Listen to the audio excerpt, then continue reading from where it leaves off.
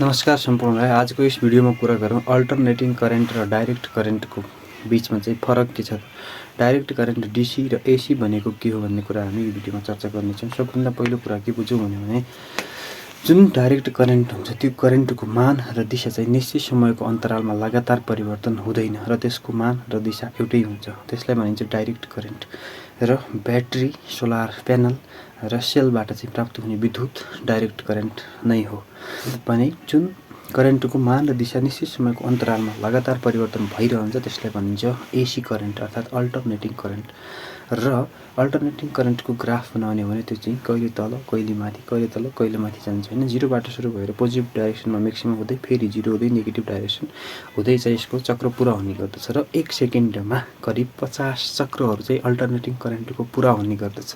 त्यसैले अल्टरनेटिङ करेन्टको frequency 50 hertz हुन्छ तर डाइरेक्ट करेन्टको फ्रिक्वेन्सी हुँदैन किनकि त्यसको दिशा र त्यसको मान चाहिँ निश्चित समयको अन्तरालमा परिवर्तन हुँदैन हैन। यो भयो अल्टरनेटिङ र डाइरेक्ट करेन्ट।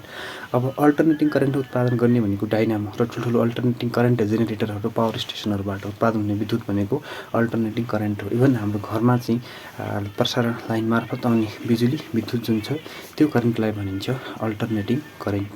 र यो हाम्रो घरमा त अझैसम्म बिजुली पनि छैन पहाडतिर हैन। अहिले प्रसारण हुँदैछ भनौँ अब 1-2 दिनमा 8 दिनमा कति दिनमा अब आउँछ होला। काम चाहिँ फाइनल भइसकेको छ तैपनि त्यो भयो अल्टरनेटिङ र डाइरेक्ट करेन्ट। र डीसीको चाहिँ फ्रिक्वेन्सी हुँदैन। एसीको फ्रिक्वेन्सी 50 हर्ज भने त्यसले चाहिँ 100 पटक चाहिँ आफ्नो डाइरेक्सन चेन्ज गर्ने गर्दछ 1 सेकेन्डमा हैन। र अर्को महत्त्वपूर्ण टपिक छ हाम्रो धारा विद्युतको चुम्बकीय असर magnetic effect of electric current भन्ने टपिक छ र यसको बारेमा कुरा गर्नेछौँ हामी। कुनै सुचालक तार छ धातुको तार, त्यो धातुको तारमा करेन्ट प्रवाह भइरहेको बेलामा त्यो सुचालकको वरिपरि चुम्बकीय क्षेत्र अर्थात् म्याग्नेटिक फिल्ड उत्पन्न हुन्छ। अर्थात् यो प्रक्रिया यो मेकानिजम यो चाहिँ इफेक्ट जुन छ करेन्ट प्रवाह हुँदा सुचालक तारको वरिपरि चुम्बकीय क्षेत्र उत्पन्न हुने जुन इफेक्ट छ त्यसलाई भनिन्छ magnetic effect of electric current अर्थात् धारा विद्युतको चुम्बकीय असर भनेर भनिन्छ।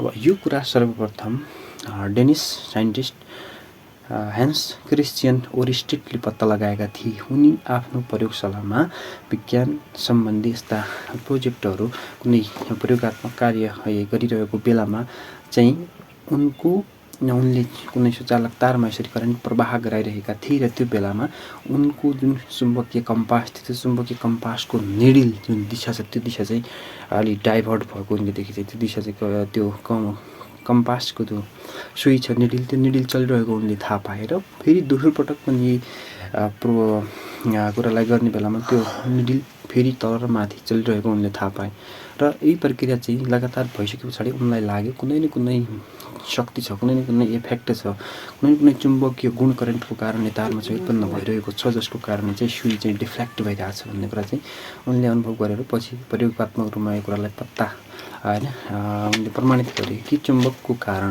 विद्युतको कारणले सुचालक तारमा प्रवाह हुने विद्युतको कारण त्यसको वरिपरि चाहिँ चुम्बकीय क्षेत्र उत्पन्न हुन्छ भन्ने कुरा चाहिँ उनले प्रमाणित गरे र उनले नै विद्युतको चुम्बकीय असर सर्वप्रथम पत्ता लगाएका हुन्। र यसरी विद्युतको कारणले कुनै सुचालकको वरिपरि प्रवाह हुने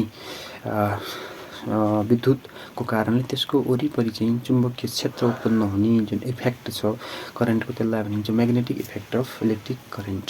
र अब यसको दिशा चुम्बकीय क्षेत्र जुन उत्पन्न हुने चुम्बकीय क्षेत्रको दिशा देखाउनको लागि फेरि म्याक्सवेलले प्रतिपादन गरेको म्याक्सवेल्स राइट ह्यान्ड थम्ब रुल प्रयोग गर्ने गरिन्छ। अर्थात् कुनै सुचालकको वरिपरि प्रवाह हुने सुचालकमा प्रवाह भइरहने विद्युत करेन्ट अर्थात् धारा विद्युतको कारणले त्यो सुचालकको वरिपरि उत्पन्न हुने म्याग्नेटिक फिल्ड जुन छ जसलाई भनिन्छ चुम्बकीय क्षेत्र त्यो चुम्बकीय क्षेत्रको दिशा देखाउनको लागि म्याक्सवेलको दायाँ हातको बुढी औँलाको नियम प्रयोग गर्ने गरिन्छ। म्याक्सवेलको दायाँ हातको बुढी औँलाको नियम अनुसार यो हाम्रो दायाँ हात छ भने यो हाम्रो दायाँ हातको बुढी औँला हैन। यो दायाँ हातलाई हामीले यसरी मोड्दाखेरि यो थम्बलाई माथितिर गर्ने र यो थम्ब फिङ्गर अर्थात् बुढी औँलाले चाहिँ करेन्टको डाइरेक्सन देखाउँछ। अहिले करेन्ट तलबाट चाहिँ माथि प्रवाह भइरहेको छ भने चुम्बकीय क्षेत्रलाई यसो एन्टी क्लकवाइज डाइरेक्सनमा यसरी चुम्बकीय क्षेत्र उत्पन्न भइराखेको छ भन्ने बुझाउँछ भने फेरि यदि करेन्टको डाइरेक्सन चेन्ज गरेर चाहिँ यो करेन्टको डाइरेक्सनलाई उल्टा गर्ने हो भने अब थम्ब फिङ्गर तलतिर छ, करेन्ट माथिबाट तलतिर छ भने चुम्बकीय क्षेत्रको दिशा चाहिँ क्लकवाइज डाइरेक्सनमा छ हैन। फुचालक तार छ, त्यो फुचालक तारमा यदि करेन्ट तलबाट माथि गयो भने एन्टी क्लकवाइज चुम्बकीय क्षेत्र उत्पन्न भयो, र माथिबाट तलतिर चाहिँ त्यो करेन्ट आयो भने करेन्ट माथिबाट चाहिँ तलतिर आयो भनेपछि यो चाहिँ क्लकवाइज डाइरेक्सनमा चुम्बकीय क्षेत्र उत्पन्न हुन्छ। यो नियम चाहिँ सर्वप्रथम म्याक्सवेलले पत्ता लगाएको हुनाले म्याक्सवेलको दायाँ हातको बुढी औँलाको नियम भन्ने गरिन्छ हैन। अब त्यसपछि आउँछ अर्को महत्त्वपूर्ण टपिक छ सोलेनोइडको वरिपरि बन्ने चुम्बकीय क्षेत्र छ। सर्वप्रथम सोलेनोइड भनेको के हो त्यो कुरा बुझ्नु जरुरी छ। कुनै बेलनाकार आकृतिमाथि, बेलनाकार वस्तुमाथि तामाको सुचालक तारलाई बेरेर बनाएको स्पाइरल आकृति जुन हुन्छ त्यसलाई चाहिँ सोलेनोइड भन्ने गरिन्छ। र त्यो सोलेनोइडमा चुम्बकीय विद्युत प्रवाह हुँदा त्यो सोलेनोइडको वरिपरि पनि चुम्बकीय क्षेत्र उत्पन्न हुने गर्दछ। र त्यो सोलेनोइडको वरिपरि चुम्बकीय क्षेत्र उत्पन्न कसरी हुन्छ, चुम्बकीय क्षेत्रको दिशा देखाउनको लागि म्याक्सवेलको दायाँ हातको ग्रिप नियम प्रयोग गरिन्छ। र सोलेनोइडको वरिपरि सोलेनोइडभित्र करेन्ट प्रवाह हुँदा त्यहाँ चुम्बकीय क्षेत्र उत्पन्न हुन्छ। र त्यो चुम्बकीय क्षेत्र एउटा भित्र चुम्बकीय क्षेत्र उत्पन्न हुने त्यो भित्र चाहिँ समान हुन्छ भने बाहिर उत्पन्न हुने चुम्बकीय क्षेत्रको इन्टेन्सिटी चाहिँ साइडतिर त्यो पोलहरूमा चाहिँ धेरै हुन्छ, जो बिचमा चाहिँ एकदम कम हुन्छ। फेरि पोलतिर चाहिँ एकदम धेरै हुन्छ चुम्बकीय क्षेत्र। र म्याक्सवेलको दायाँ हातको ग्रिप नियम अनुसार कुनै सोलेनोइडको वरिपरि उत्पन्न हुने चुम्बकीय क्षेत्रको डाइरेक्सन देखाउनको लागि जुन हामी यस्तो ग्रिप नियम प्रयोग गर्छौँ, त्यो ग्रिप नियमले के भन्छ भनेपछि यो थम्ब फिङ्गर, हाम्रो जो थम्ब फिङ्गर हो, थम्ब फिङ्गरले चाहिँ यसरी हाम्रो दायाँ हातलाई यस्तो गर्ने र यसलाई ग्रिप गर्ने। यसरी गरिसके पछाडि थम्ब फिङ्गरले चाहिँ सोलेनोइडको वरिपरि प्रवाह भइरहेको विद्युत करेन्टको कारणले उत्पन्न हुने चुम्बकीय क्षेत्रको उत्तरी ध्रुव चाहिँ थम्ब फिङ्गरले देखाउँछ। अब यसको ठिक विपरीत यतातिर चाहिँ दक्षिण ध्रुव उत्पन्न हुन्छ भने यो हातको मोडाले चाहिँ करेन्टको प्रवाहको दिशा अर्थात् करेन्ट यसरी जाँदैछ भने यसरी चाहिँ चुम्बकीय उत्तरी ध्रुव भन्छ। यसको ठिक विपरीत यदि चाहिँ अब चुम्बकीय क्षेत्र अब करेन्ट चाहिँ उल्टो दिशामा प्रवाह भयो भने यसरी गयो भने चुम्बकीय उत्तर ध्रुव चाहिँ यतातिर हुनु पुग्छ। यसलाई भनिन्छ म्याक्सवेलको दायाँ हातको ग्रिप नियम। यो चाहिँ चुम्बकीय क्षेत्रको डाइरेक्सन दिशा देखाउनको लागि चाहिँ प्रयोग गरिन्छ।